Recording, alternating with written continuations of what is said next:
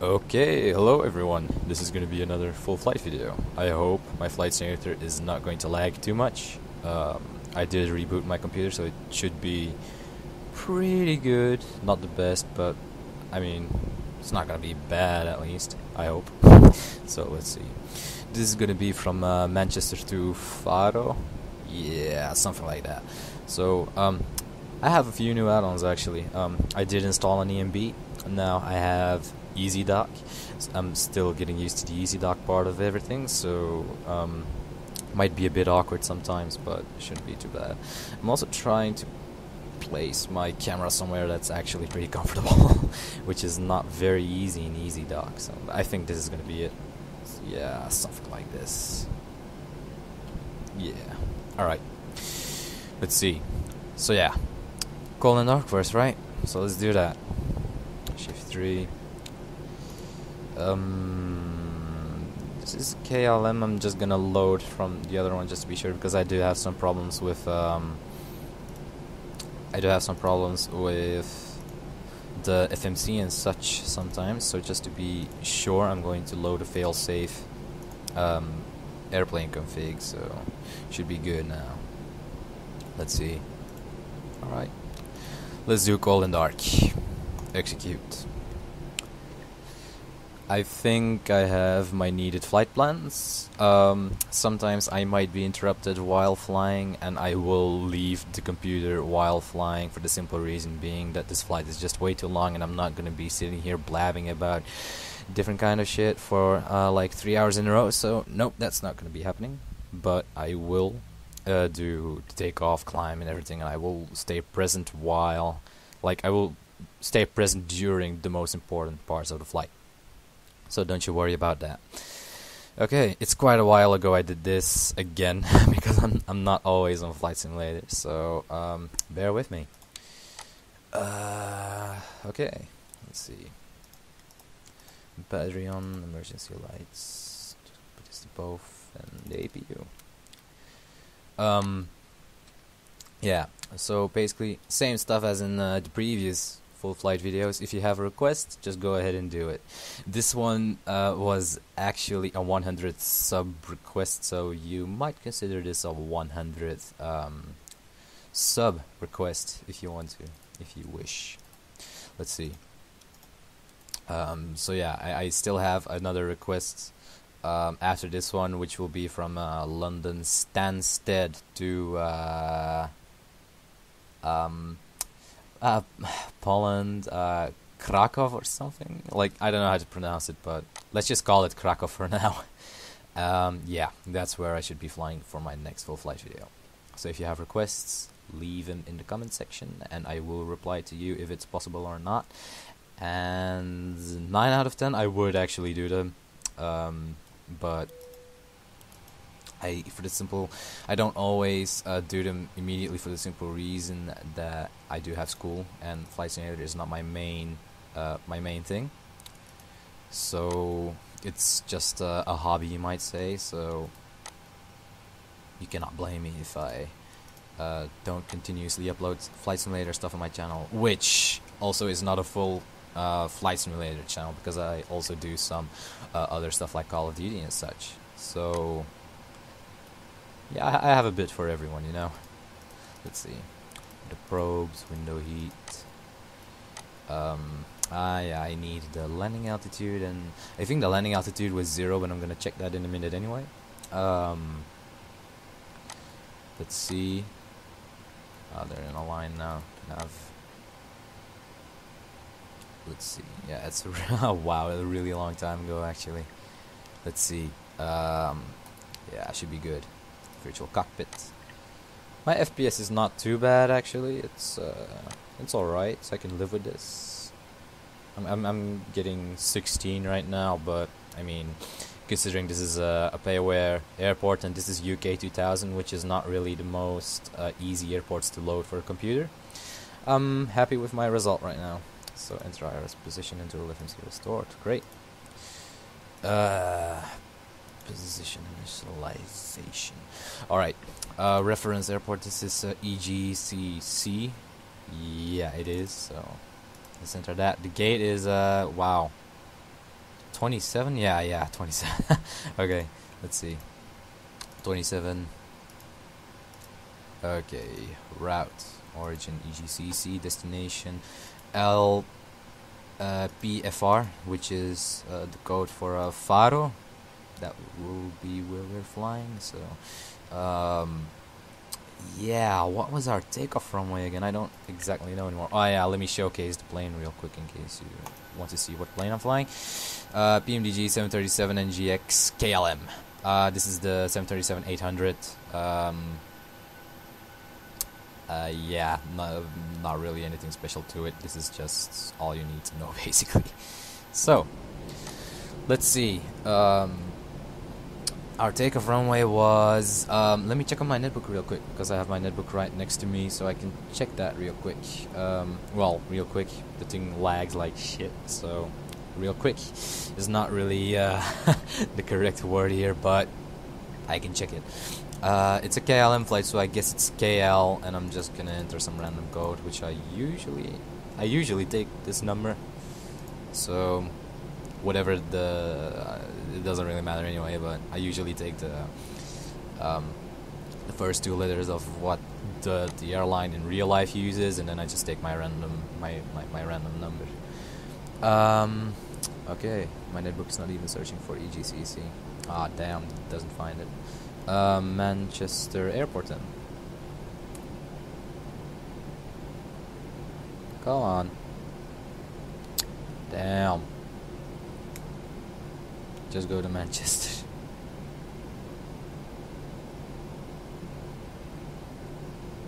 It doesn't even search anything. Why is it doing this? Wow, never mind. I'm just gonna search on Wikipedia then. Right, let's see. Yeah, I cannot continue before I do this, so I'm really sorry about this. I should have done my my research first. Let's see. So Manchester Airport.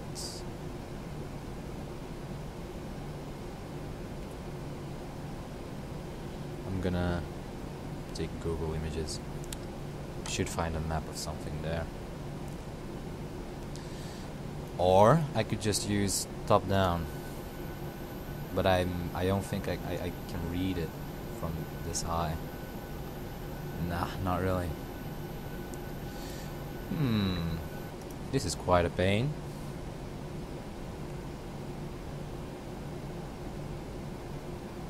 This is quite a real pain. Especially because my Google Earth just bailed on me. Google. Yeah, talking about Google. Google Glass just looks freaking ridiculous if you ask me. They do. It's like, wow. They just look so weird, you know. It's like, you might as well run around with glasses. Like, you might as well run around wearing glasses with a telescope taped to them. That's basically what I imagine when I see someone wearing Google Glass. It's like, I don't know, it's just really weird.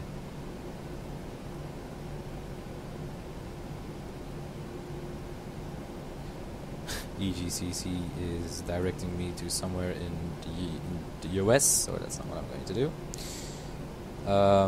Manchester Airport. Now it's going where it should go. Okay, so right, my FMC again.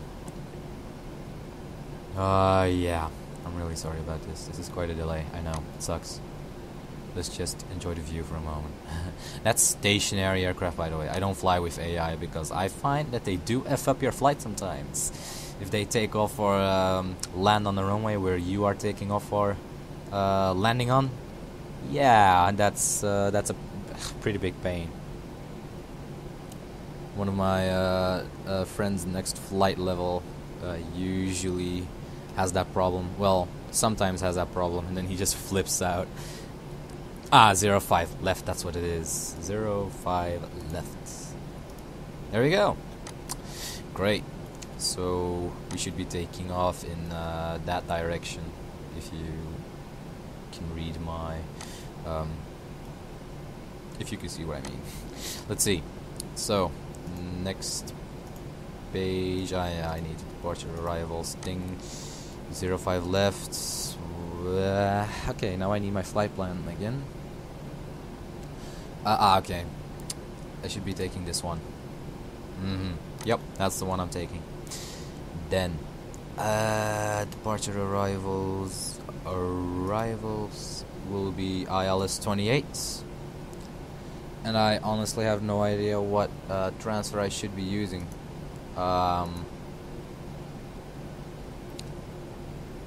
I think this one should be just fine. I think. So now I'm just gonna enter everything I need. Yeah, I think that one should be fine. So via UN 862. Oh yeah, by the way,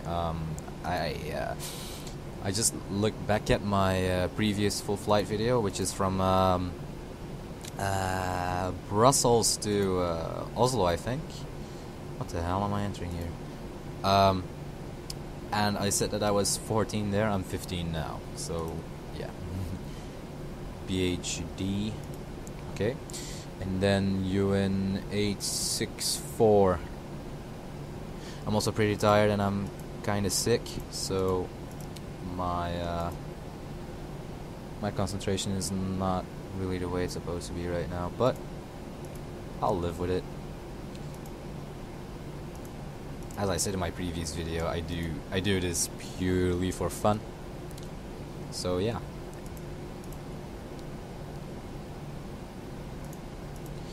UM30 to VS.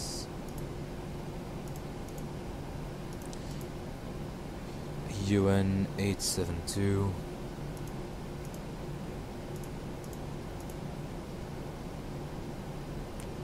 Yeah. To Ralus.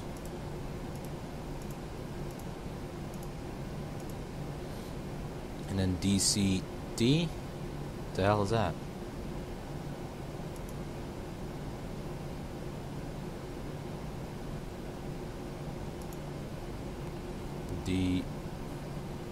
I had to do something weird last time I flew this. Yeah, see, invalid entry. So I'm just gonna enter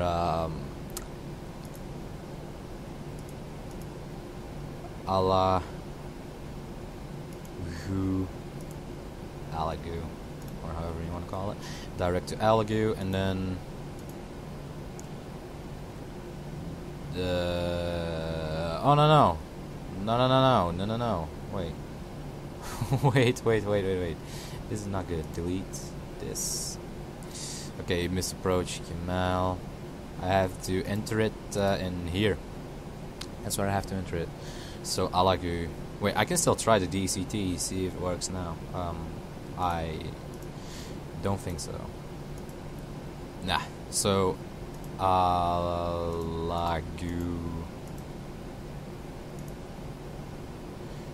And then Alagu should be it, so then direct from Alagu to... Oh, no, wait. Gipti. No! Shit, what the hell did I do now? Oh, fuck. That's not good. Wait. Delete. Okay. Just clear that. Okay. Gipti in here. There we go. That's what I think we should have. So now I'm gonna check my my flight plan real quick. Let's see. So plan mode, and I'm going to increase the range a little bit. Step.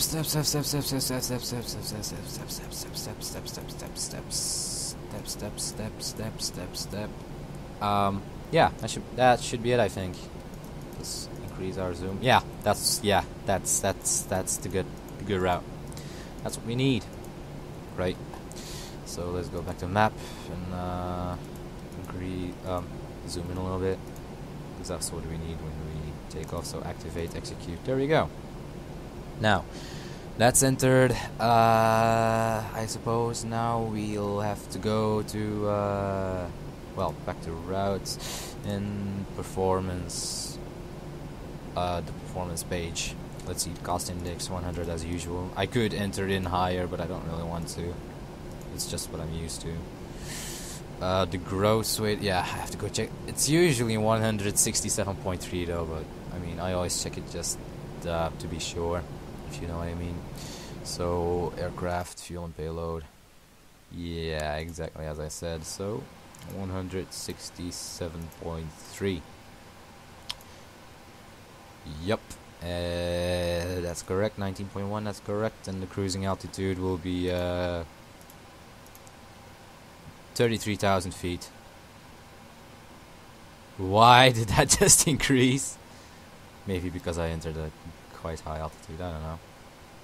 Anyway, nothing else changed, right? Nah, didn't. Alright, good. That was weird, did you see that? That's really weird. Okay, transition altitude 18,000, that's good. Question though, for people who are watching, maybe you guys know. When I fly, I depart from British airports. For some weird reason, my plane always stops at 4,000 feet and waits for me to click the altitude intervene button. And I wonder why that is. Maybe it's some sort of British law, I don't know. But if someone of you knows, please let me know in the comment section. Alright, N1 limit. Ah, yeah. Press the execute. Okay, N1 limit. Yeah, let's use 26k climb. That should be good. Takeoff. Flaps would be 5. And center of gravity was 19.1. So the trim is 6.08, I suppose that is. I cannot really read it that well, so I'm just gonna check it real quick. Yup. So 6.08.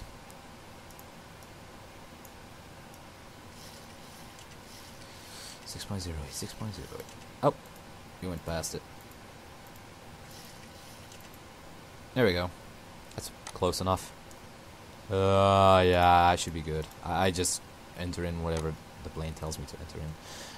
Okay, let's see. Okay, good. Now, menu, FNC. Ah, wait. I have to go here, index, go to the approach. This is quite easy, and I didn't know that yet.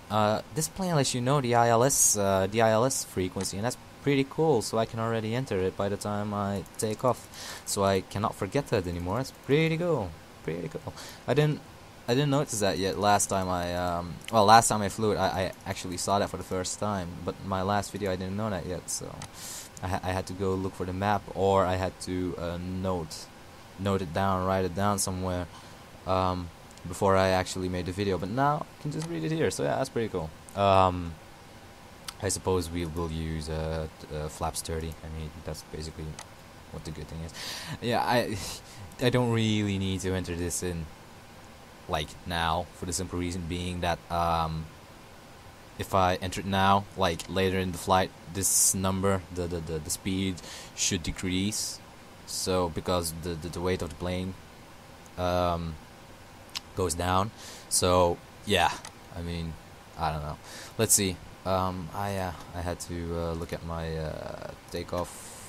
That's 177, and I have to enter in. How do you like my ENB, by the way? I really like this one. It's pretty cool. It's better than most of the ENBs I saw. I'm just gonna enter this in 33,000 already. So yeah, it's a pretty good ENB. I really like it. It's I think it's one made. Well, it's one I downloaded from the Rex website, but I'm not entirely sure which one it was anymore. But if you would like it, I suppose I can give you a Dropbox link, but I'm not gonna share it unless you guys ask. For the simple reason being that I want to have some interaction with you guys. So let's see. 33,000 feet. I'm just already going to enter the course of the landing. So I don't have to do that anymore. So that's 248. You don't really need to do that, but I mean, I'm just gonna do it anyway.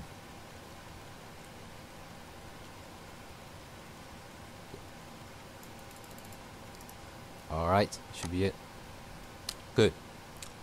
I think we should be pretty good to go now. Like pushback and stuff. Let's see. So 100. Yeah, I should be good.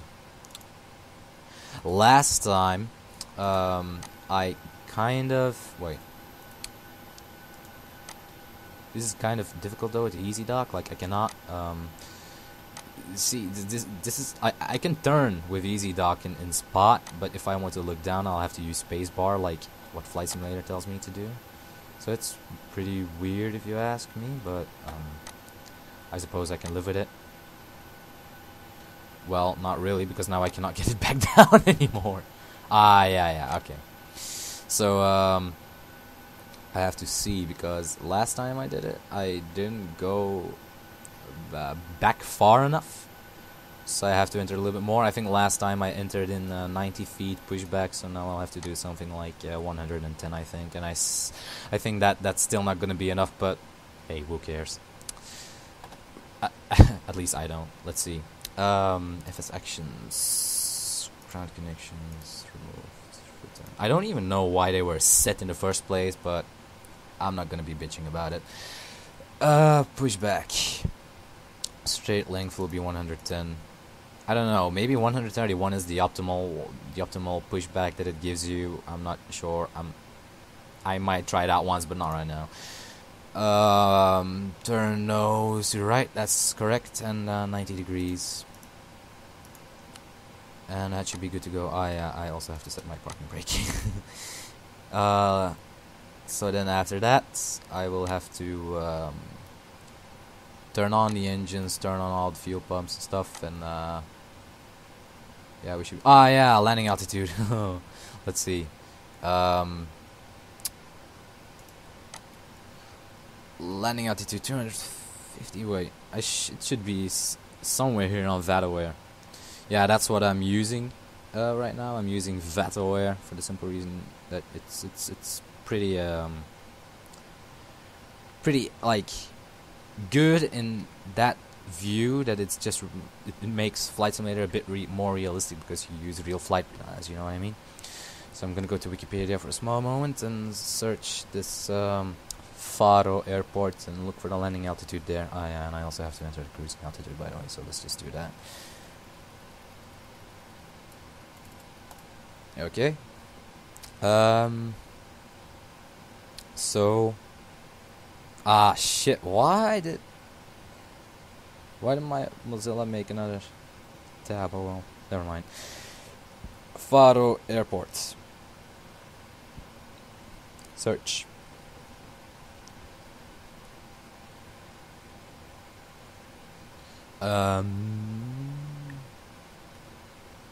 That's what, yeah, 23 feet, so that's landing altitude 0.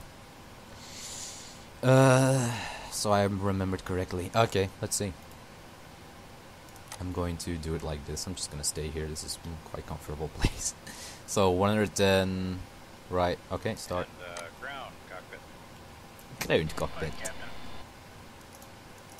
We're all set to go up here. We've been cleared to push and start at your discretion. Right to that, ready for push. Power and air are clear, doors closed. We are ready for pushback. Please parking brake, please. Now I need my Xbox controller. Okay, there we go. Okay, parking brake is on. Cleared to push.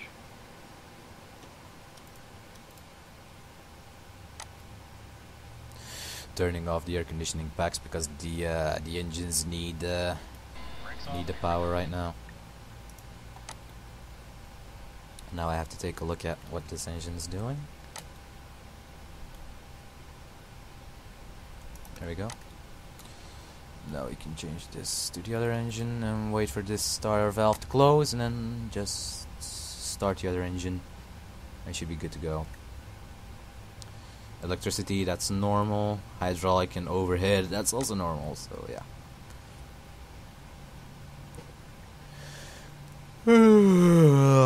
Wow, I'm tired. Just chilling with Flight Simulator.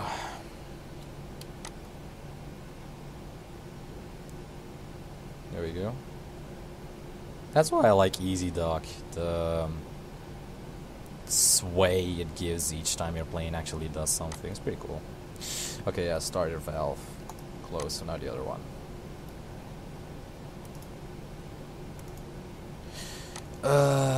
Whoa, wow. So collision light on, and yeah, I don't need the other ones. Fuck it, it's daytime. Even if the law says so, it's daytime. Okay. Should be good. Push is complete. Set parking brake, please. Okay.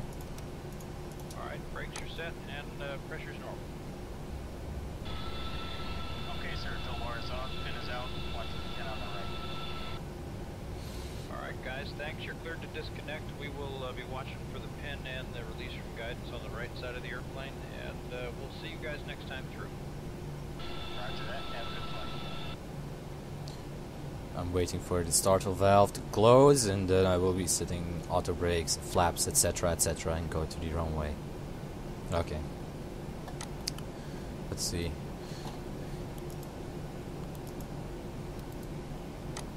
Now, auto. I'm just gonna put that to auto, so I don't have to worry about that anymore. Fuel pumps are on, so that's good. Both of the fuel pumps are on, so that's also good. RTO. Now the flaps. Okay. Now let me see where exactly I had to go again. Ah, maybe top down might be better for that. Okay, so now I remember. I go here. I pass the black section, go onto the white section. Turn here, keep on driving and driving until I get, wait, ow, that hurt. Hit my wrist against the desk. So drive to the end, there, turn on the runway, and do my takeoff. Okay. So, go here, cross the white part. Go here, cross the white part, enter this white part. Okay, should be good, should be good.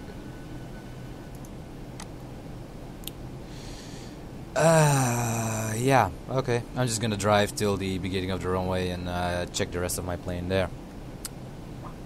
So now you know what I'm up to. Okay.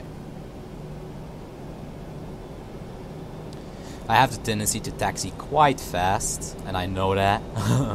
But, you'll have to live with it.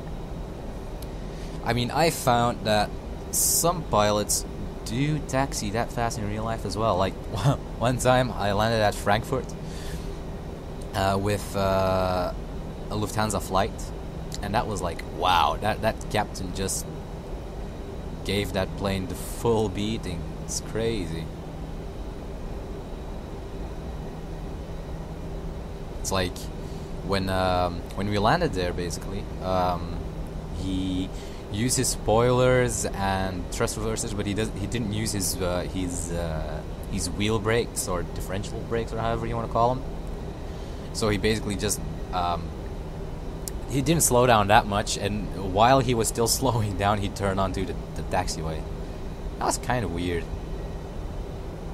Awesome, but it felt like we were in a race car, just because I was sitting at the window and I got pressed against the window so hard. That was crazy. And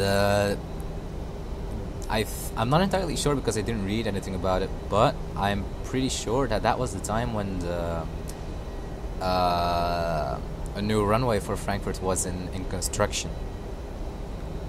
So yeah.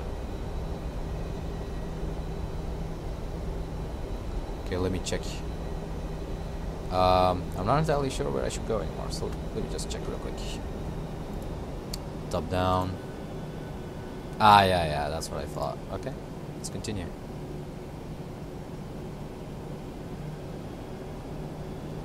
So yeah, it was crazy. It was in 737-500, so it's a 737 Classic. What I'm looking forward to is the 737 MAX editions coming out in 2017, because they look pretty cool. The winglets are original, to say the least. They're pretty, like, basically they've added a winglet underneath the winglet which was on the older next generation planes. It's So now it has a better fuel economy of I think they have a fuel reducing of like 15% if I remember correctly, which is quite a lot. I mean, but I might be mistaken. I'm not sure. You might, if you're interested in that, you might want to look that up on Wikipedia.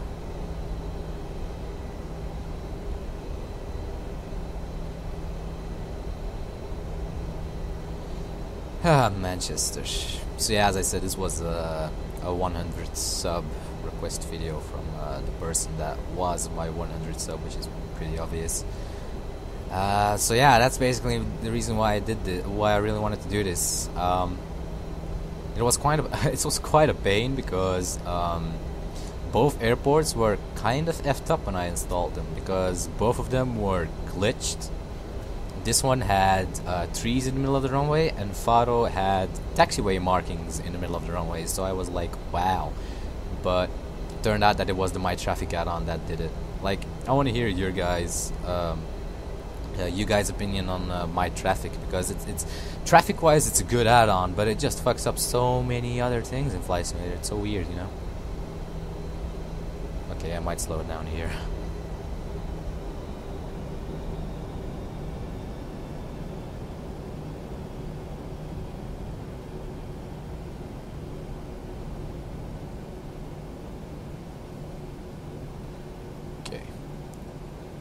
Just gonna do a check on my complete plane to see if everything is set up. So auto brakes are set to RTO, my flaps are set to 5, engines are running, APU is off, fuel pumps are on, yaw damper is good, window heat is on, probe heat is on. Yeah. See, this is why I do these for air conditioning and everything.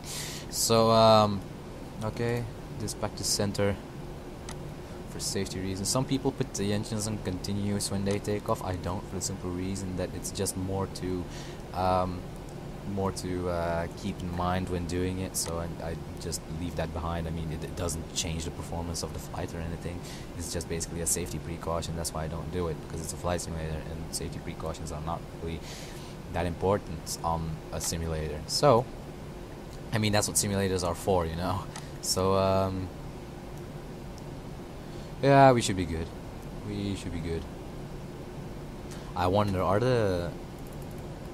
Nah, they're white. Yeah, I remember now, because I reinstalled the PMDG, and yeah, because my previous video with the landing on Faro had red words, but this one has white right now. I'm gonna keep it on just because it's more clear to read stuff like that. So I'm gonna put these to VOR. Whoa. Master auto throttle on. That one also, and the VORs on this side as well. There we go. So then, we should be good. So takeoff go arounds when taking off, LNAV, VNAV, and Command A. Wait for 400 feet, because then we can connect Command A only, and that's when things should be alright, and that's when basically all of the other stuff happens. So let's do it.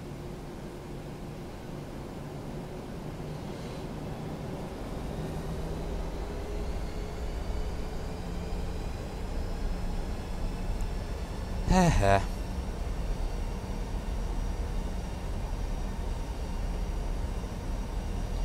I would be so bummed if I got a fatal error right now.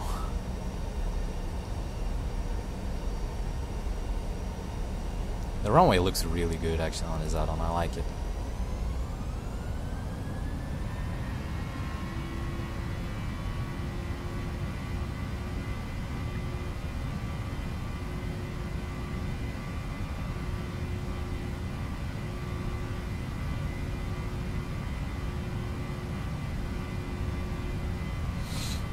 Easy duck is quite hefty.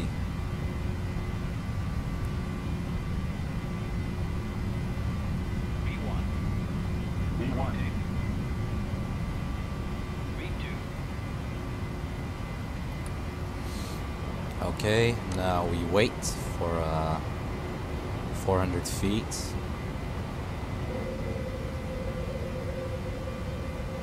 Pulling back extra because of the excess speed.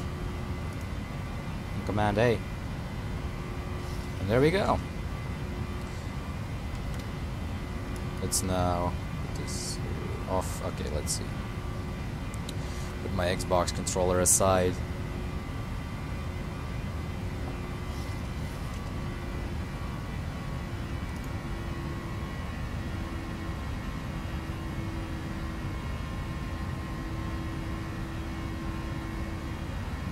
I'm gonna wait for about 200 knots to put my flaps to 1, and that will be about now.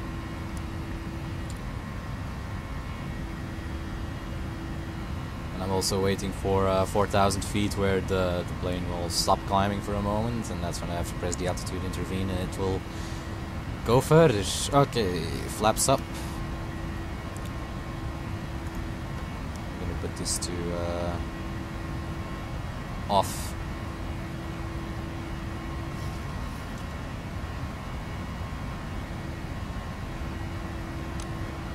We are close to 4,000 now, so this is where it should start leveling off. At least that's what it did last time. So I'm just going for what the plane did last time, and based on that I'm just going to prepare myself. Okay, it didn't stop at 4,000. Okay. Well, doesn't matter. If it does stop somewhere, I'm just going to click the intervene. Okay. It might be it's stopping at 5,000 right now. I'm not entirely sure, but that's... I'm going to... Whoa, whoa! I'm going to click altitude intervene now. Come on. There we go. Good boy.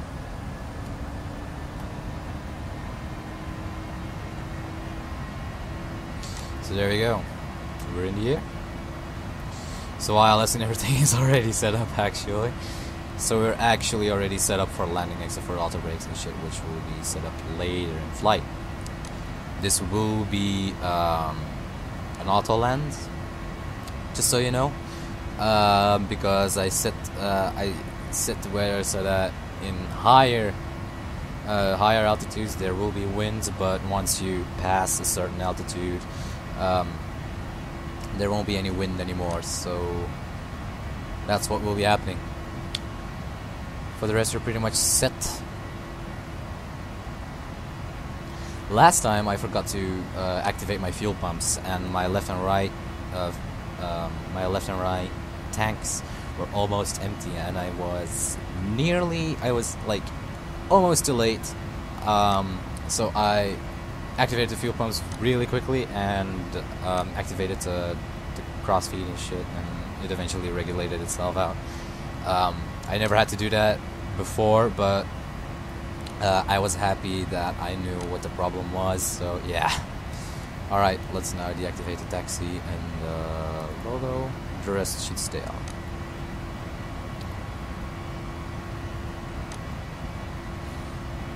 Okay.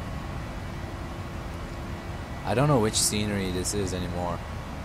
If GEX includes UK, this might be GEX. If it doesn't, this might be UK 2000. I'm not entirely sure.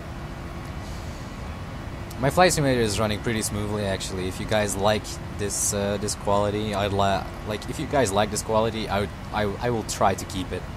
I don't think it's gonna be a lot better because I cannot overclock my processor even more because I don't have the right motherboard for that.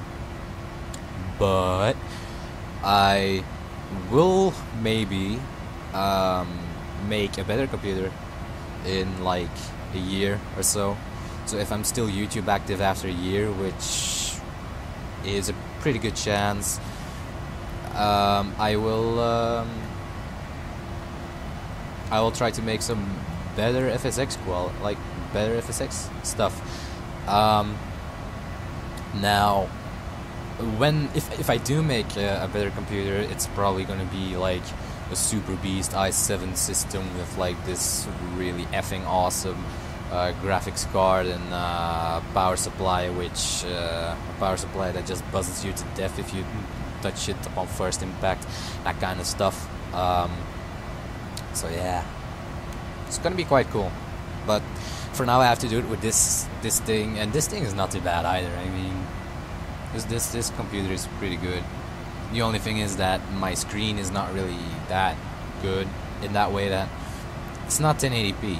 If you don't have 1080p on Flight Simulator, like making videos out of it is pretty difficult, because right now you can see the pixels and everything. Even though I do have anti-aliasing on, it's still pretty pixelated. And if you have 1080p, that doesn't really matter, because if you have 1080p and you go render your videos, I mean, if you render a video, the quality always decreases. There's no doubt about that. It always decreases. But if you, for example, if you render it in MP4 on Sony Vegas Pro 10, it will decrease in that way that you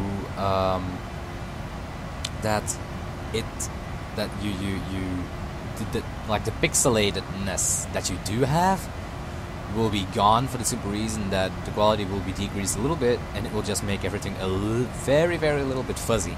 And that's what you can see in the videos of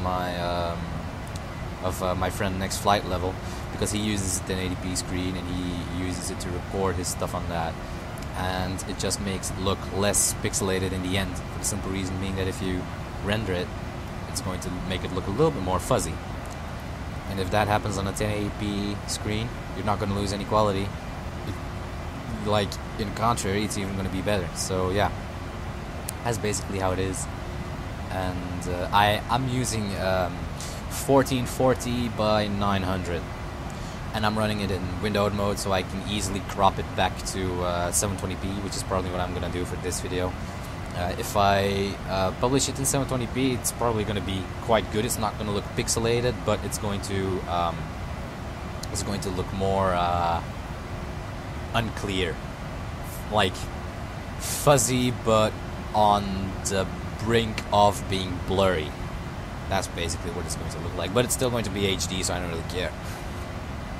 Like, I don't want to render this in 1080p, because if I render it in 1080p, like, people who run it in 1080p are going to be downloading a lot more video for actually nothing, like no more quality actually. So it's quite useless for me to render it in 1080p right now. But there will, like, this computer doesn't have a really good graphics card, but when I do get one, I might try running Flight Simulator in 1080p on a 1080p screen I have, because I do have one, but I don't use it right now for the simple reason that my computer cannot run it. Well, my computer can handle it, but my graphics card cannot. So, well, in theory it can, but just games and such just don't run smooth on it. So that's why I don't do it. And yeah, I mean, if I get a 1080p screen, I'm probably gonna, like, if I'm gonna get a 1080p screen, first I'll need to have a better computer. But when I do have a better computer and I do have a 1080p screen, and I get to that point where my Flight Simulator is fully tweaked, I might be able to make really awesome content, because I like Flight Simulator and I like flying on Flight Simulator, but it just takes a really long time to make content on Flight Simulator, and that's basically my only downfall on Flight Simulator, and that is that it's a lot of work to actually make a video, and I'm pretty lazy.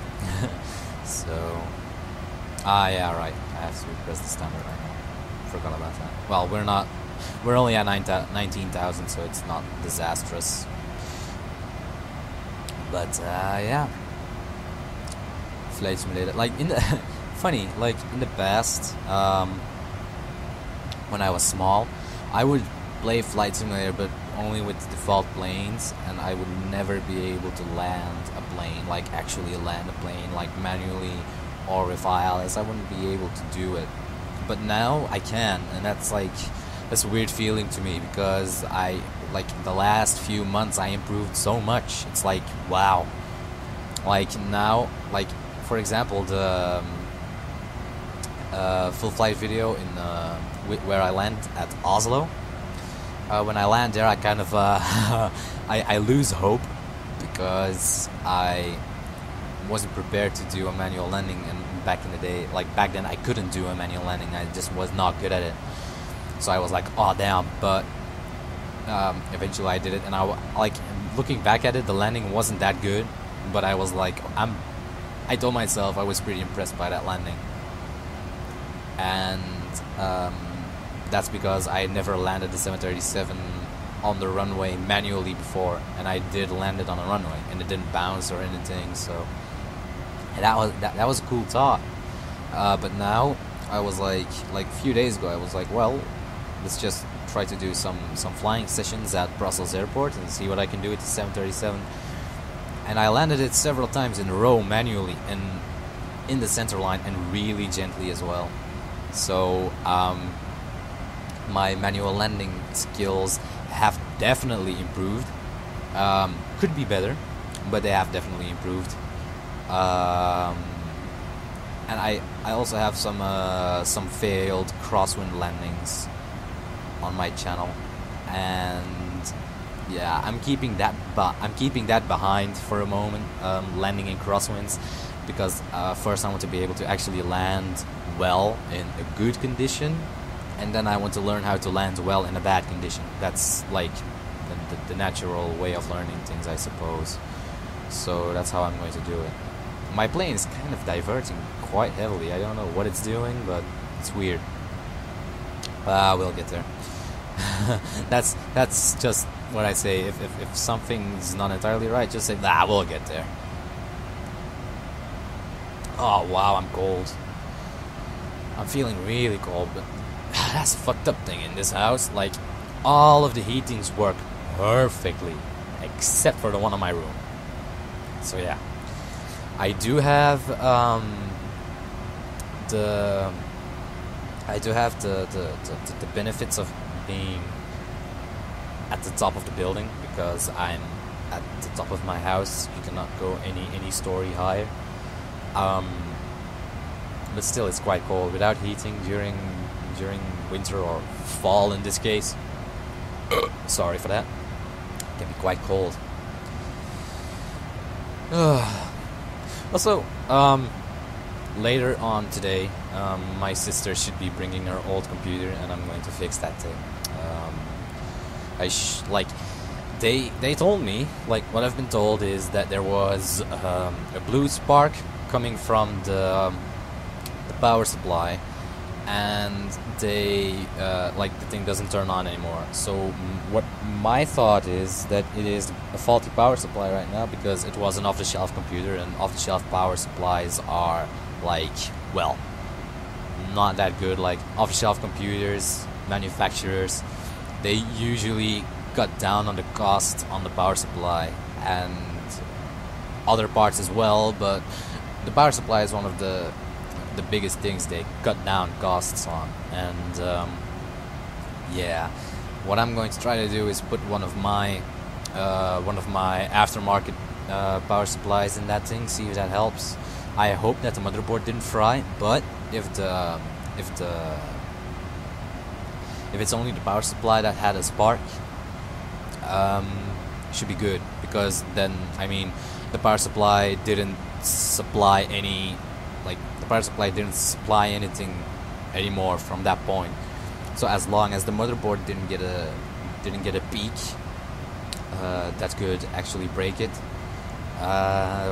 should be good. So if I put a new PSU in it's that case, the computer should work, and that's also what I'm thinking that should work. If it doesn't, then I can, like, if I plug it in and it doesn't boot up or anything, I can be pretty sure about it that the motherboard is dead. But we'll be optimistic, right? Let's have a look at my FMC for a moment. Return. There we go. I might show you right now that the approach. Yeah, you see, this is like, we entered the 30-degree flap setting, and it was 159 knots back then. Now the landing speed is 157. I'm not going to apply it right now because that would be useless. because during flight that number is going to decrease even more. I think the lowest it should go is 149 knots, but I'm not entirely sure about that. But once we go into descent and the throttles will be idling, that's when I will be doing that. So yeah, looking forward to it. We're almost hitting 33,000 feet, and that's when I should leave the computer and mute myself and just go amuse myself with other things. And I will be I will come back a few times during flight, but I suppose that you guys will skip ahead in the video. I mean, looking at a 3-hour long video, looking at nothing, just a plane soaring through the air. I mean, it's like there's nothing really to it. So yeah, if you want to skip, you can, from the moment where I hit my cruising altitude, obviously, because that's basically when all of the interesting stuff ends. Oh, really cold. Sorry about this, but I'm really cold. It's just damn.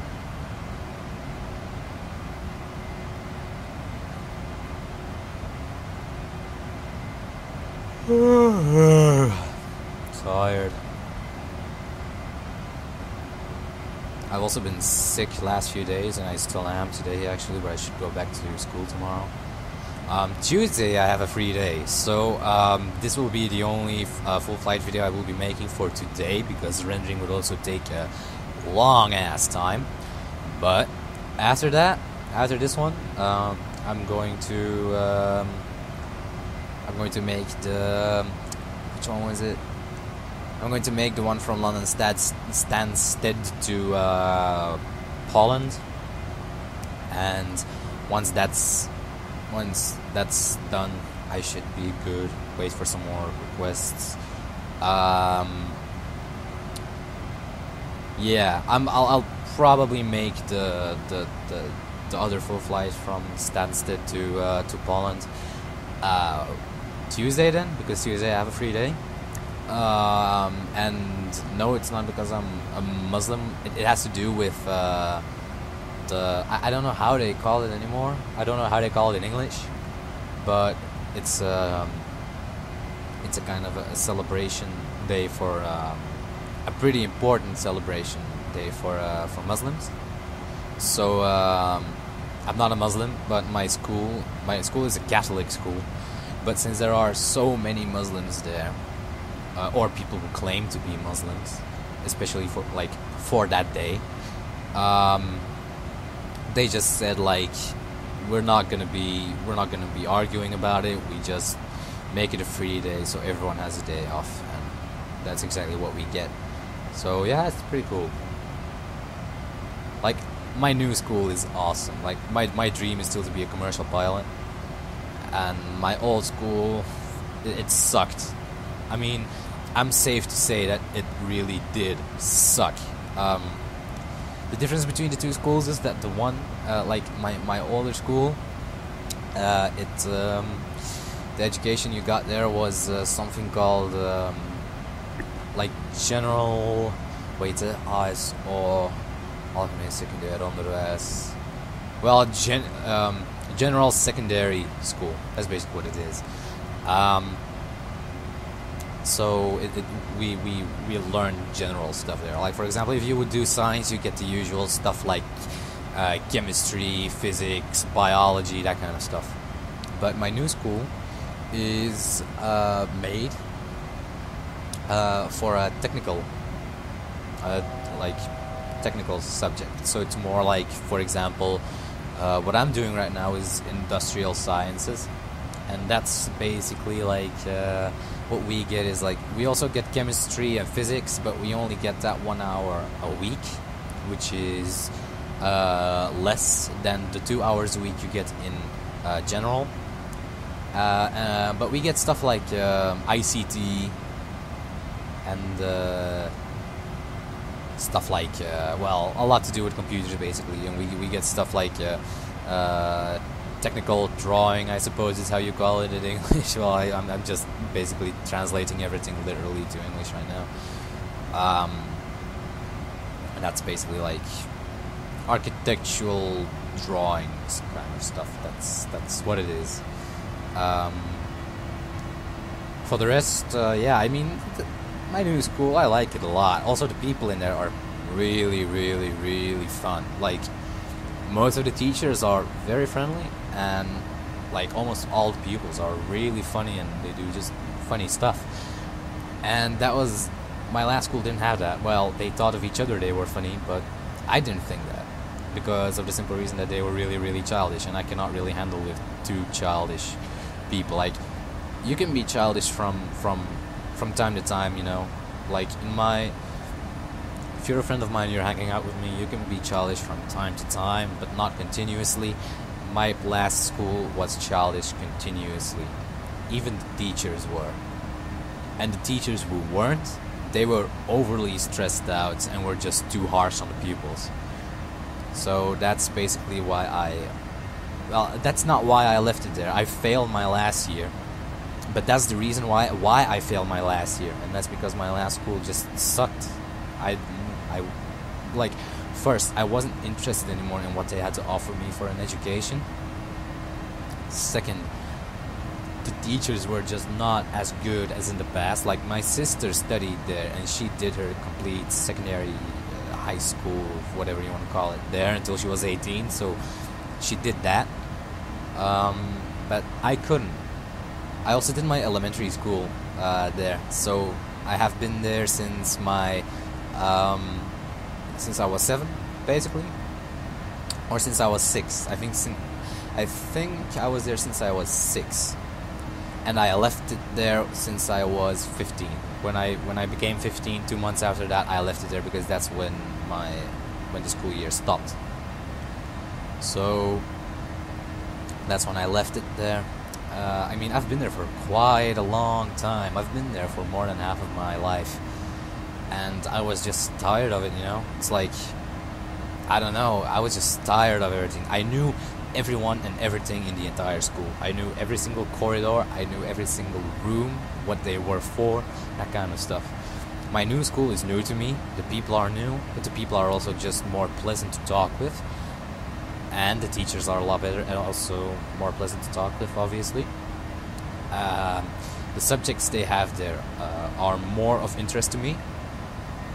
And yeah, I mean, it's just my new school has a lot more benefits to me than my last one did.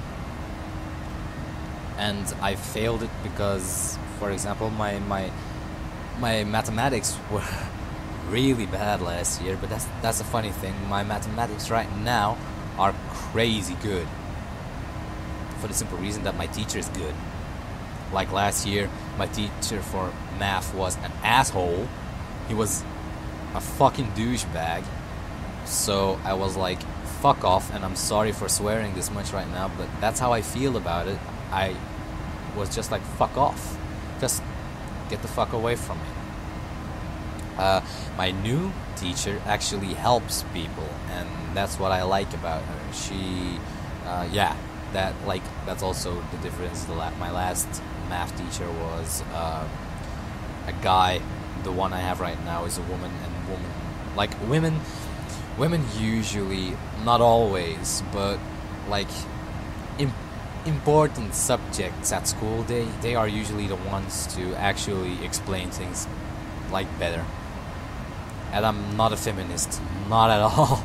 In the not in the contrary. I think everyone should be equal, but when it comes to teaching people stuff, I think that females are better than males, because males, usually males are, they have less patience, and if you want to teach someone something, you need to have a lot of patience, and females usually have a lot of patience. Not always, because, well, it's got, let's just say it cuts both ways, but like the way I feel about it is that females usually teach better than males, though males usually have a better discipline. Like, if you have a male teacher, they usually show more discipline, and they like, at least here in Belgium, they want to they want to show you what discipline is, and they want you to be disciplined. That's basically what they want you to be. And the female teachers also want that, but female teachers have less control over that when you're a male pupil. I could go on and on and on about the differences between sexes, but general thing is that in the end, I mean, you always need both. I mean, even for just to make the human race, like, just to make humanity exist, you need both. And I heard that some scientists found some way to impregnate women with some sort of chemical shit. And what I call bullshit on that, basically, because I don't think you should. Basically, how can I explain this? The way we call science in Dutch is wetenschap, and that's like weten means to know. So you know stuff. You know, like, for example, wetenschap. For example, physics. You know stuff about physics, right? I mean, if you know one thing and you know another, you can conclude another thing, and if you conclude that thing, that's something else you know at that moment. You get what I mean? So it's like, I'm being completely philosophic here, but I'm just filling my time of it. So what you end up having is you just know stuff. That's science. And wow, I forgot. Yeah. So you know stuff, but you can utilize it for some stuff. But I think that if you use one science to change another, that's when you're being wrong, because at that moment you're actually defying biology when you're saying that mammals need a male and a female to continue on their existence. You're taking that factor away, because at that moment you're saying that females just need scientific knowledge to impregnate themselves. And I call bullshit on that, because that's just stupid. Why would you do that? And plus, that would make every single female in the world a lesbian. And, like, in my opinion, that's just wrong, because, like, if you look at, like, how can I say, like, love life and sex life and shit, that's usually very much bound to emotional values, and that takes with it that emotional value. Not everyone has the same emotional values. That's basically why homosexuality exists. And if you, like, I'm talking pretty slow here, I know that, but it's just because I'm kind of like trying to think when I'm speaking, and as I said, I'm kind of tired and I'm sick, so it doesn't go as fast. But so not everyone has that same emotional thing, and not the same wishes. But if you have if you're going to force, like, I'm just going from the scenario that the world would be without males and our existence would be continued by science, right? By that moment, by chemistry, I mean, not because if you say by biology, that's when the male comes into play, but I'm saying chemistry, because chemistry is the male at that moment. If you do that, there will be, like, I don't know what the percentage of lesbians is in the world, yeah? But let's just say that there are, for example, 20% of females in the world are lesbians. I don't know if that's true, but I'm just going to use that as an example. Then you have 80% of the people, because there are no males in the world, that's the scenario I'm keeping in my head right now, 80% of the people are going to lack something in their life, and that's basically the lack of a male in their life, because of the emotional value that males have on females. And that's what I think that is going to go wrong, because that's going to cause for depression. And if 80% of the people on the world become depressed, extinction is not far away. So yeah, there you go, what I'm saying. I mean, that's basically what I'm trying to get to. It's like, yeah, you might be able to impregnate people using science, but if you go from the fact that, like, if women go from the fact that, like feminists try to go from the point, we don't need you, like for example, they are speaking to me, I'm a male, obviously. If they would tell me, like, we don't need you anymore to make children, from that moment they are basically forcing every woman in the world to think that. Because if you are going from the scenario that you don't need males anymore, they might as well just be non-existent anymore, and when they're non-existent,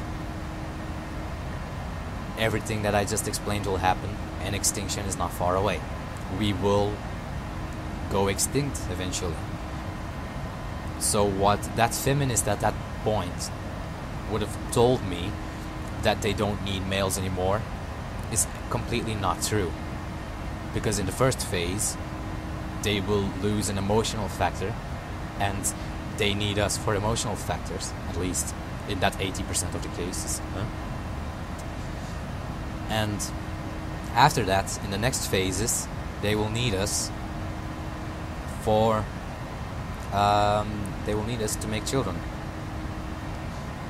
And that's how because I mean, as I said, not everyone is a lesbian. If 80% of the people go depressed because there are no males in the world, yeah, well, let's just say that, I mean, because then you cannot fix that, huh? So it's basically a permanent depression you will have at that moment, and you cannot do anything about it, and there will be a lot of people who will end their lives because of it. And I'm just purely speaking, like, out of context, and I'm completely speaking out of my fantasy of how things are. But I mean, at least I think things are like that. So making children using science, in my eyes, is entirely lunatic and stupid, and that's exactly the point where we should stop.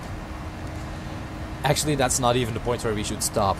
The point where we should have stopped is the point before we have found the way to make children without males. That's actually the point where we should have stopped, because I don't think we should have found that answer. Because that now gives us even more ways to go extinct. And that might be weird, because actually the world is suffering from overpopulation. I mean, some people might be, well, that's not bad. If all the males would be gone, the population is going to be going down, so why is that bad? Well, because if all the males go down, let's say it's 50-50, like, I think males, females in the world is about 50-50. I don't know why that is, but I think that's what it was. So if you have, let's say we are with 7 billion people right now, half of them are away, because the males are not there anymore. You're left with 3.5 billion, and those are all females. 80% of those are going to go depressed, and are going to go, well, they are going to go depressed, and they will find suicide as an answer. So in the end, you will have, wow, yeah, 80% of 3.5. Let's just say that's 700 million then. Yeah, 700 million. Let's just say that's 700 million. 700 million people left on the planet. That's not even that. Let's just say 600 million. Let's say 600 million. 600 million people left on the planet. All lesbians, yeah? They use science to make children. Those children are females. Guys are immediately killed. Yeah, let's just say that. Guys are immediately killed, or they are just non-existent. They found a way to make the cell that they use to impregnate the female with only make female children. So let's just say that. If they do that, not every child that they make will also be a lesbian. So that will go down, you see. And I don't know, like, if you would put that in a graph perspective, I think that would be something like a parabola, I think it's how it's called. I don't know. It's just going to, like, what I just explained is it's going to go down very rapidly in the beginning, and then it's going to go down very slowly, but it will go down until there's nothing left anymore. So yeah, that's how I think about it. I don't even know how I got to this point. Maybe through science, I don't know. Science, like, science baffles me because we know that much about it, but it's also dangerous sometimes, because science is also why we found a way to make weapons, and we found a way, like, science is our pure base factor of the way we have found WMDs, which, for those of you who don't know, are weapons of mass destruction. And, like, for those of you who don't know what those are, weapons of mass destruction, that's basically weapons that include stuff like atomic bombs, nuclear bombs, hydrogen bombs, chemical warfare, well, not chemical weapons used in chemical warfare, I mean, that kind of stuff. That's weapons of mass destruction. Basically, the chemical bomb that they dropped in Syria, that's basically that's a piece of chemical warfare. The bomb that they dropped, that exact bomb, if I would have that bomb laying on my lap right now, I would have a weapon of mass destruction on my lap. And that's what it is. So that's purely the way we have found it. Science. And I don't think we should have found it, because it's a very dangerous thing. I mean, if you look at an atomic bomb, it uses a nuclear activity, so it's radioactive. That's I don't know how they call it anymore. It's nuclear physics, I think. So nuclear physics, that's a part of physics, and it's also it also connects to chemistry in that way, that there are a few like stuff, like few chemicals will actually emit the radioactive stuff, like, for example, radon, I think, but that's a gas. Radon emits it. I don't know if radon emits it or radon is radioactivity. I don't know. I really don't know, but I do know it has to do with radioactivity. Of course, what they use in nuclear reactors, uranium, emits it. Graphite stops it, I think. I'm not entirely sure, because that's also what they use in. I think that's what the control rods are in. I think that's what the control rods are in a nuclear reactor. Graphite. So yeah, I'm actually wondering where we are right now, because.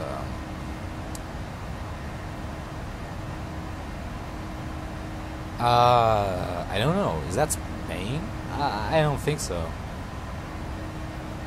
I really don't think so. I'm gonna zoom out on this thing to see.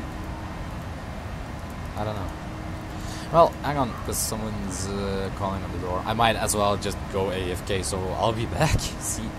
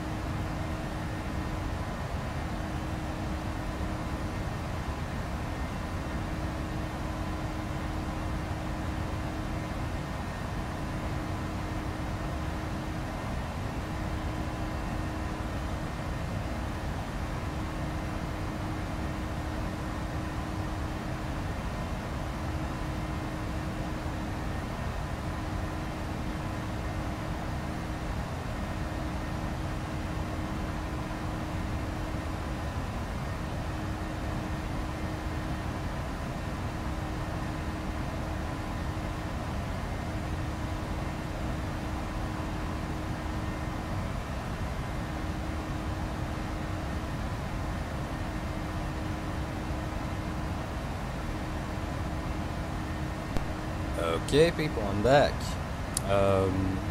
We are closing in on our top of descent.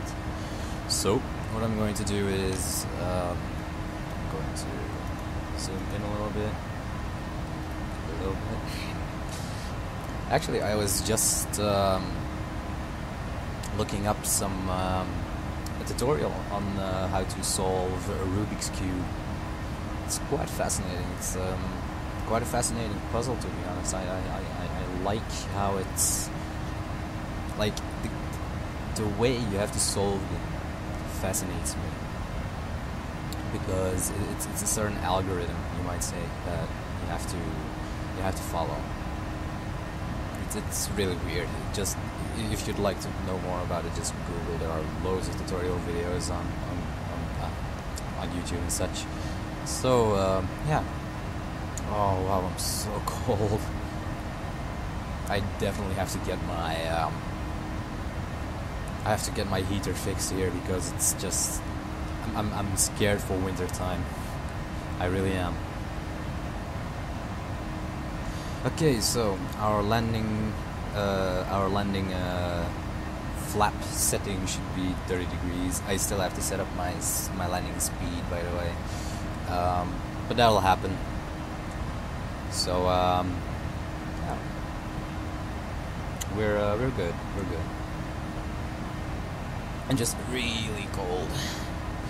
Let's see. I'd like to see. Okay, 109.50. That's correct.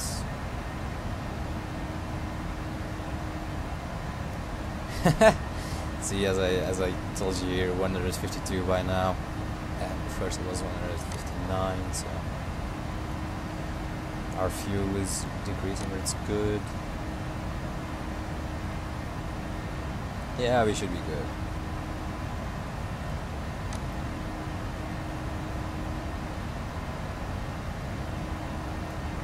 Okay.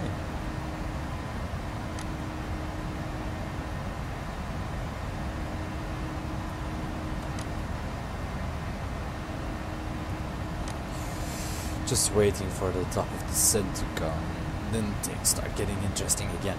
For now, nothing. But we're closing in, so soon we'll be descending into Faro.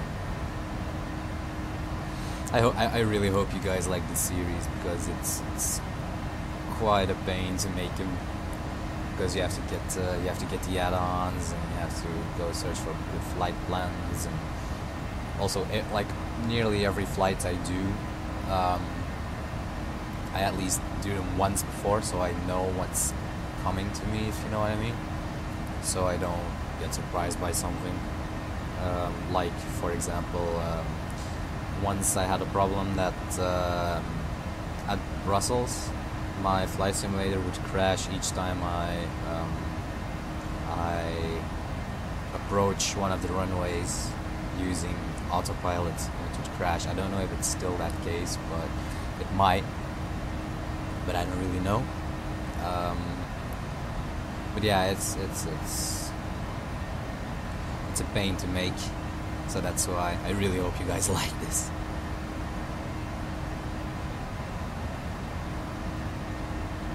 Now it's telling us to reset MCP altitude. Yep.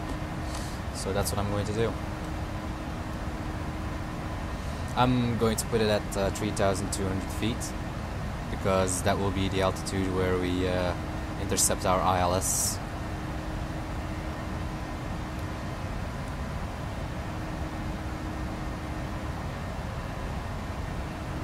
And when the engines throttle, that's when I will set the correct landing speed, and I will start setting up the complete plane for landing. Everything should be good.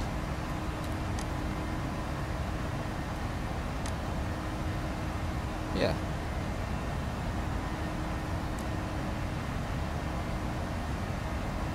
Yeah, we're fine. That's where our descent starts. Good. So to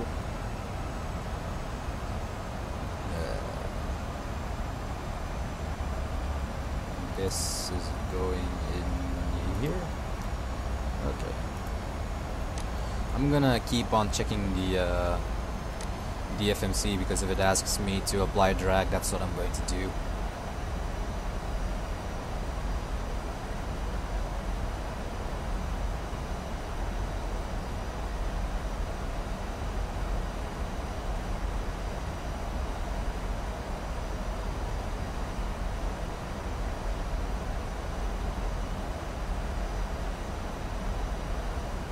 I should also keep in mind to change the altimeter and to change the altimeter back to 2992 once we pass 18,000. So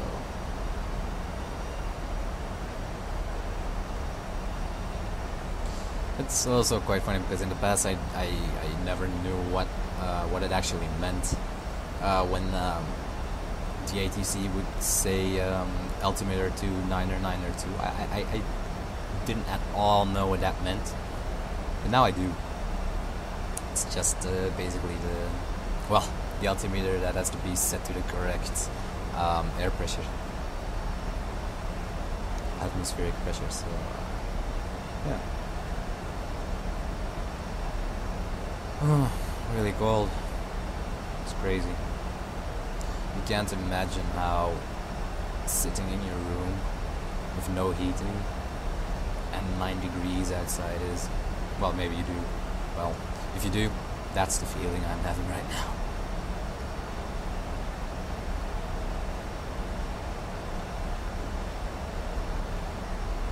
It's not asking me for any drag, so that's okay. It didn't ask me that as well last time, so that's fine.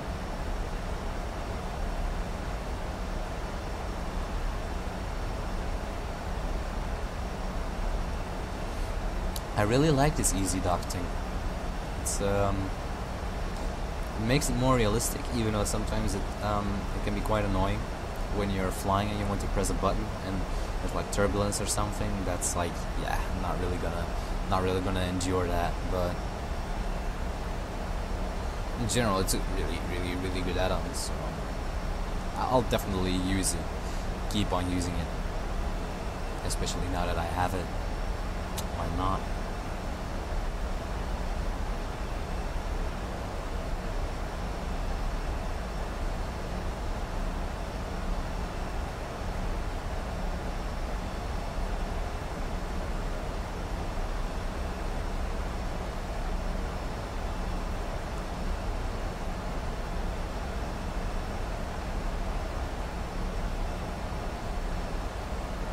Our plane is descending quite nicely.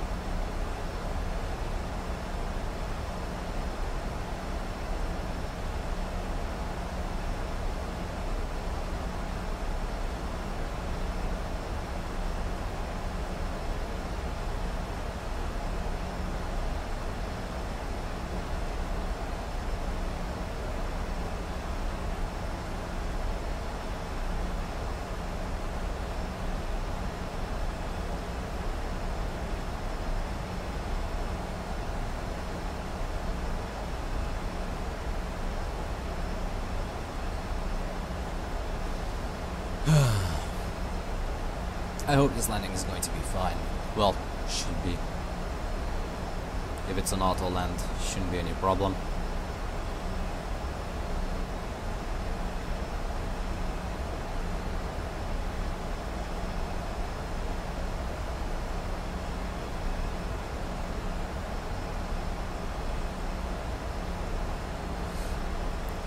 That's a funny thing, when you're approaching you can see that big white like blur on your screen and you know, yeah, that's my final approach right there.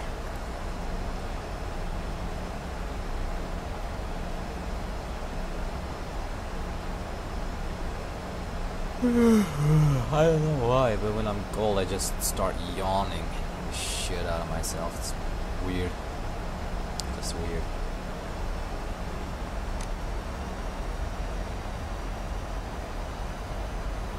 I really don't remember anymore what texture pack I had. I really don't. Ah, SCD. Well, standard. SCD is something else.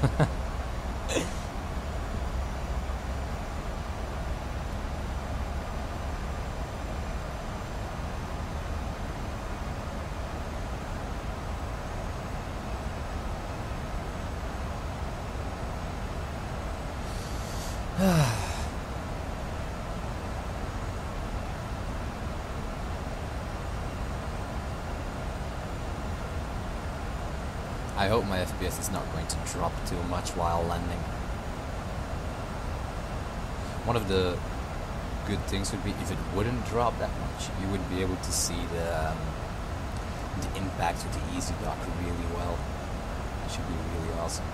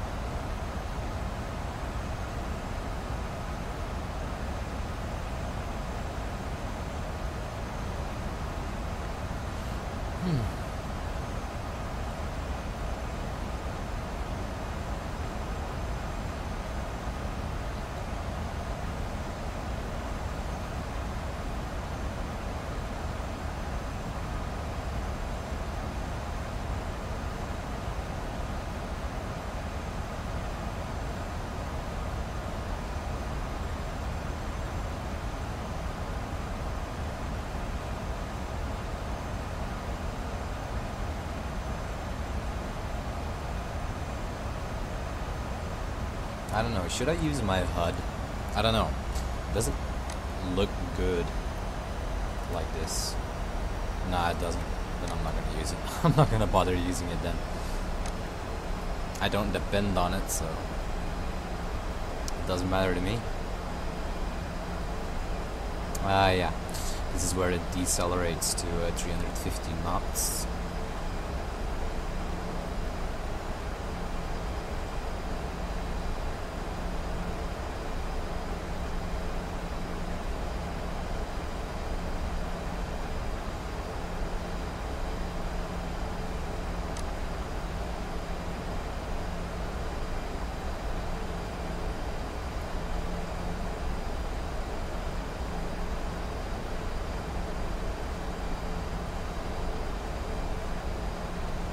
To increase this a little more.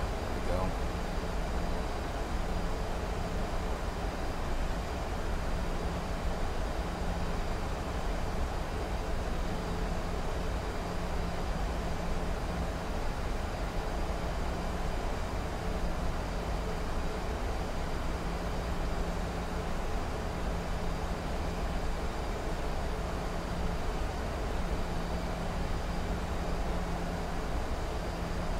You know what I'm also wondering about? The alarm when you deactivate your autopilot. That's something that bugs me, because if I do an auto land, I deactivate it basically upon touchdown. And so the complete takeoff roll has that, and I have to go click it, like I have to click the small button here in the middle of the cockpit. And that kind of bugs me, because I don't always have the time to do that. And I want to know how to disable it. Like, some people tell me, like, yeah, you have to press the Z key to deactivate it, but that doesn't actually help anything, because if you just press the Z key, that's going to activate your autopilot again. So if you press Z to deactivate it and you press it again, it's just going to activate it again. That's basically how Flight Simulator works. Or I'm mistaken. That's also a possibility, but at least last time I checked it did that. with the 737 NGX. So, I don't know.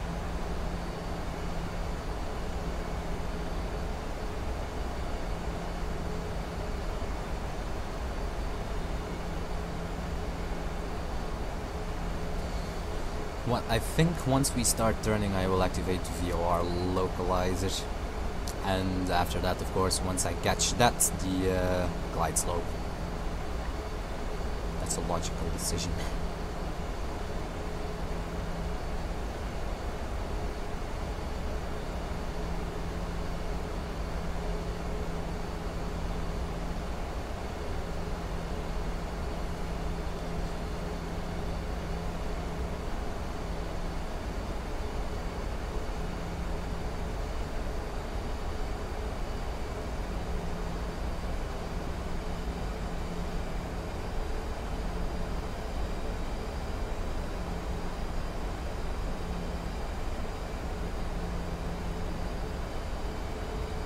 Is descending very, very slowly now. But it's on flight plan, so I don't care. As long as it gets to the altitude I've assigned it to, it's good. And once we pass deceleration, we'll set flaps and gear and everything.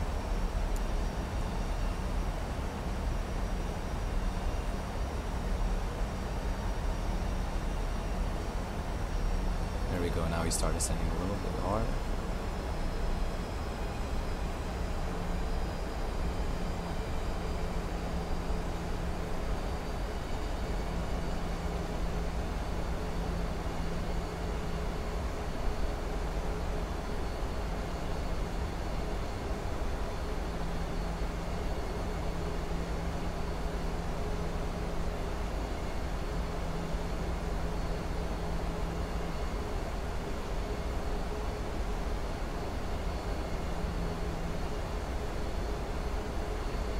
Increase the zoom on the navigation display some more.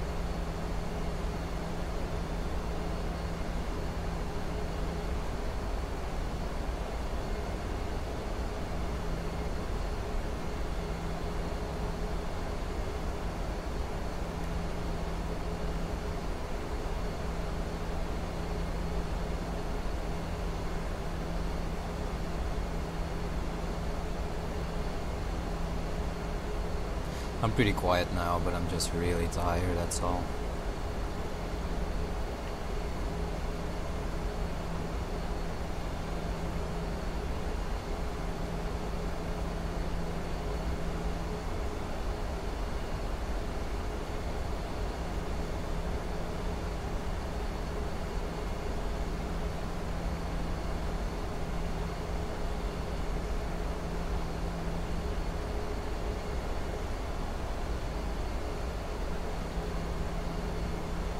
Everything's going pretty stable, so I'm convinced this is going to be quite a good approach to landing.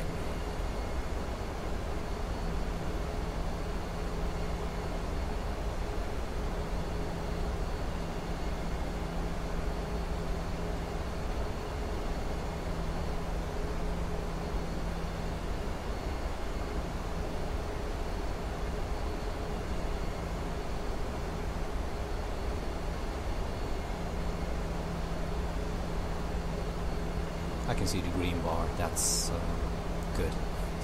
I was worrying that we weren't going to make the altitude I have entered in the MCP, but we should be good, I think, since I can see the green bar. If that's where we hit 3,200, that's going to be just fine.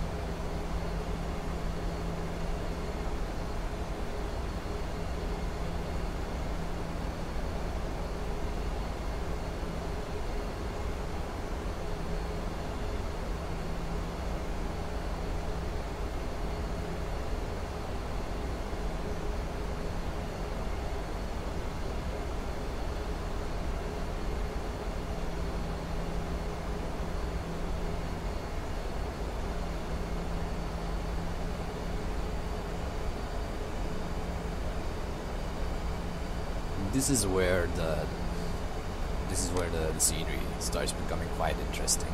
It looks pretty good. It does. It's really well made, even though I cannot remember anymore who the publisher was. So that sucks. Well, I might find it somehow. Maybe look at my scenery library. Should say it's somewhere in there.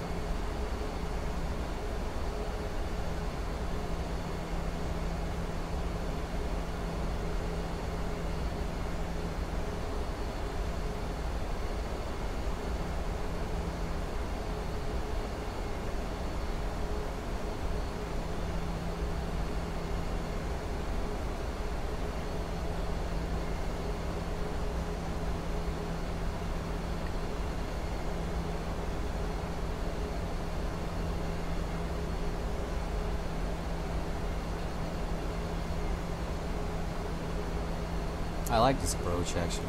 It looks good. That's probably one of the reasons why I like it so much. Because it's like when you're flying you can see the landscape and it's really well made and it looks really good. And I enjoy flying here.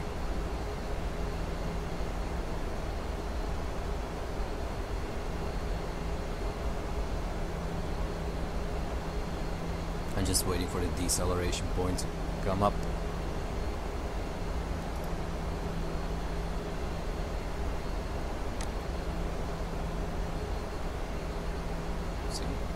Really well made.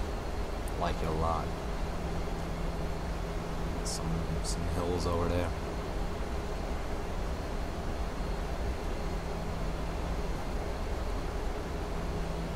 Okay, deceleration is really close now.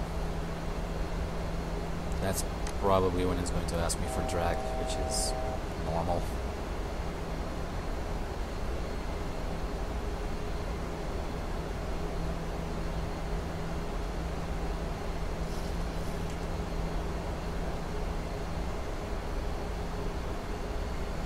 Go fast deceleration.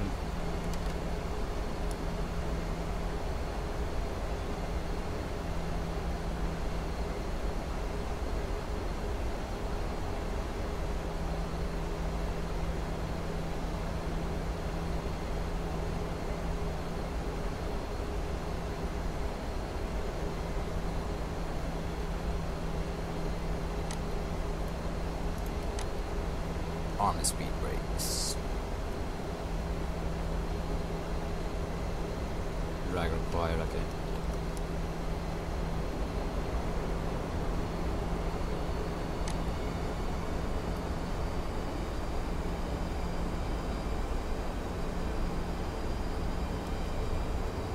I'm going to use my speed brakes thermal because it's telling me I'm too high, so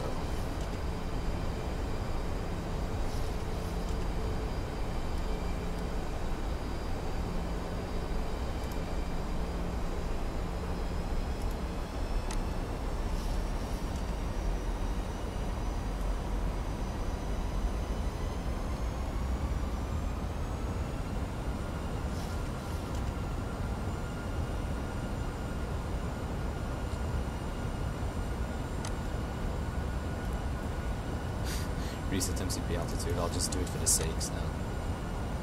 I mean, it doesn't matter.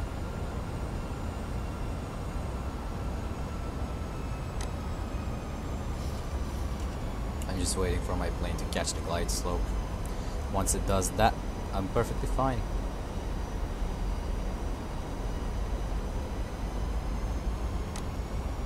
I should arm this again.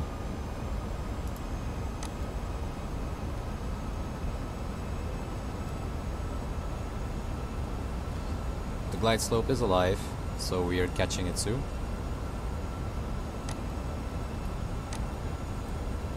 Single channel, okay. I'm going to activate the second channel then. And I'm going to keep on utilizing my flaps. The ref was 152, well by now it's 151, so I'm just going to use that real quick. 151. So yeah, we'll slow down.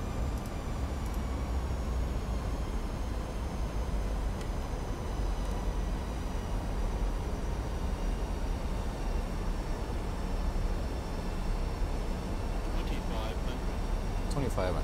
Alright.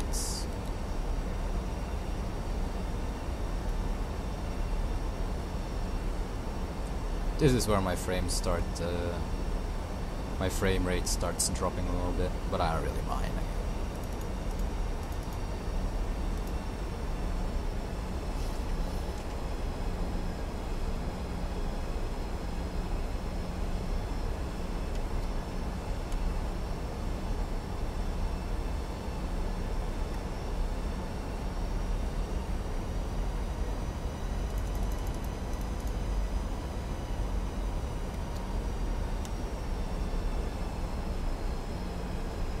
Okay, so flaps are set. Soon it will do the double check. Auto brakes are set, speed brakes are armed, landing gear is extended. Yeah, we should be good to go. We're good for landing.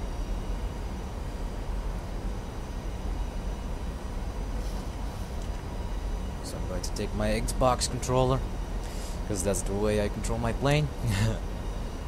And I'm just going to wait. There we go, land 3.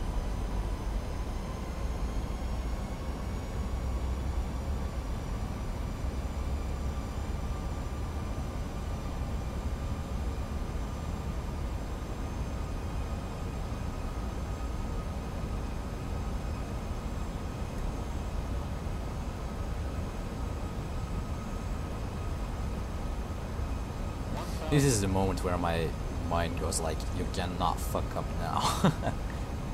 It's pretty funny.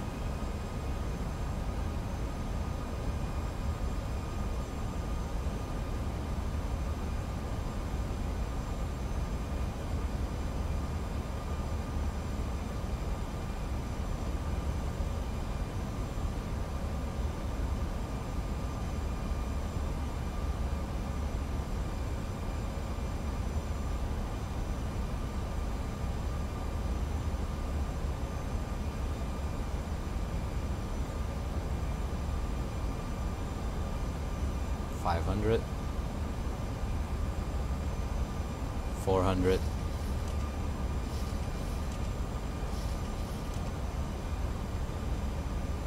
$300,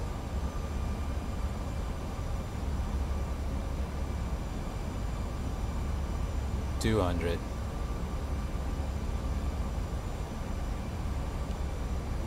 $100. 50, 30, 20, 10.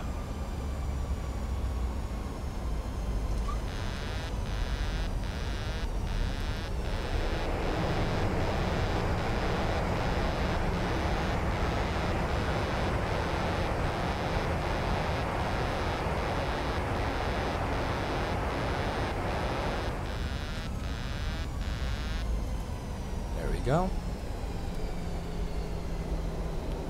And we landed.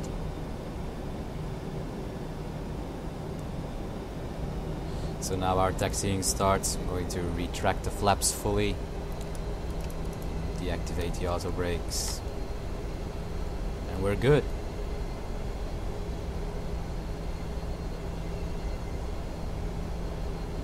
Gonna exit here.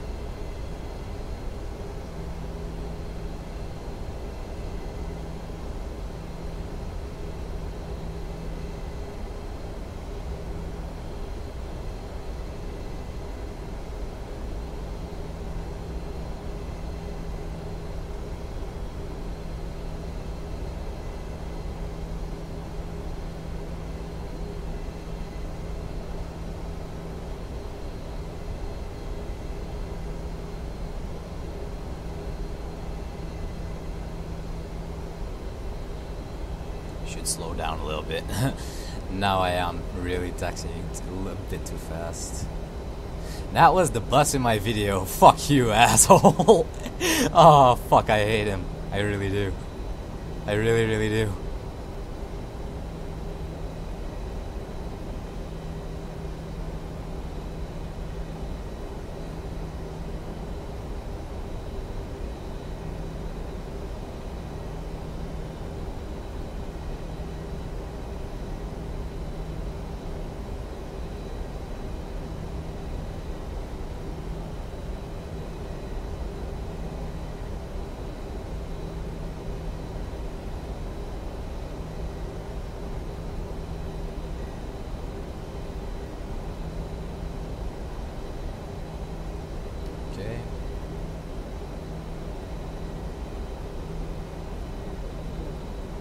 gonna go stand here.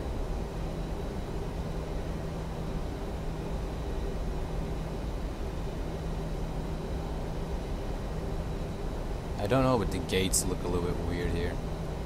Might be because it's actually a gate for heavy planes, but I don't really care.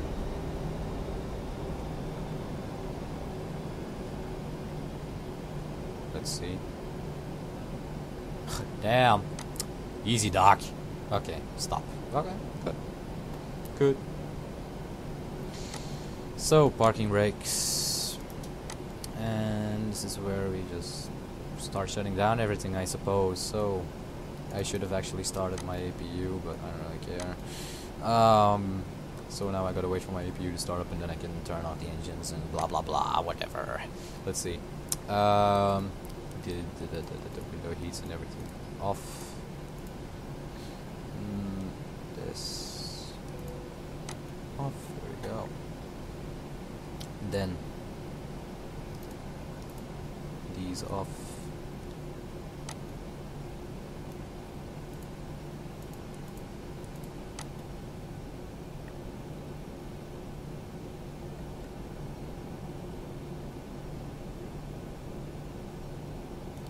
Wait for this to go back down again.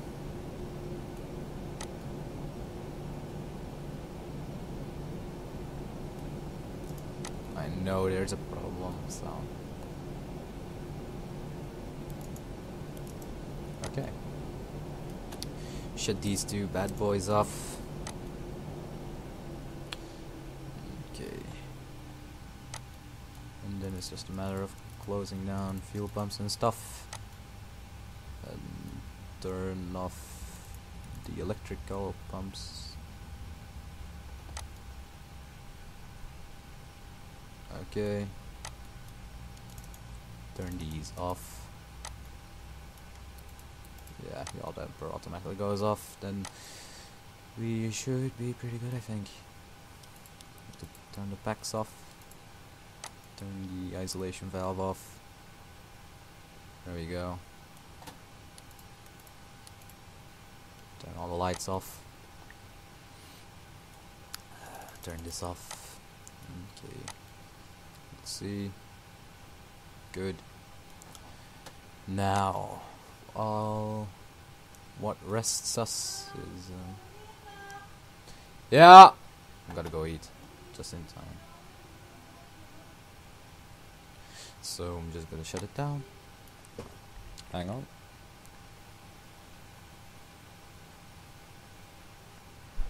Okay, so let's see, APU off. I don't know if it's going to give any. Yeah, there we go, the emergency lights. There we go, so just wait for that. Yeah, that has to be off. I don't really care about that.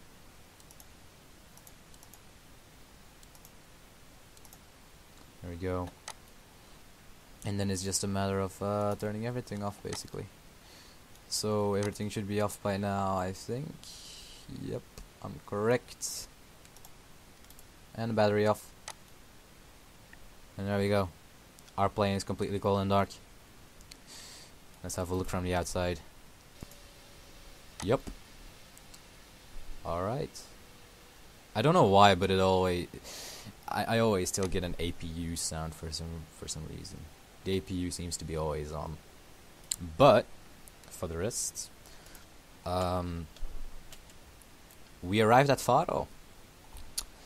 So first we were at Manchester, now we're at Faro. So I hope you guys liked this video. Definitely. It took quite a while for me to fix it because the airport was both this airport and Manchester were glitched, so I had to fix them. So I really hope I really hope you liked this video. I really do, because it was quite a pain to make. I hate these buses, I really do. Last video, it looked like I hit one of these because just at the moment where I recorded it, one just came driving by really close to me. So it was like, fuck. But I made it. So yeah, as I said, if you like it, please drop a like, maybe subscribe. I would definitely like it if you subscribe, because I do put a lot of effort in my videos. More than most YouTubers actually do, and that's not with bragging or anything, I just do. So I hope you guys liked this video. If you did, like, maybe subscribe, and I'll see you guys in some other videos. I will go and try to prepare my my other full flight video that I'm about to make. Well, I should be about to make. So I hope you guys liked it. Bye bye.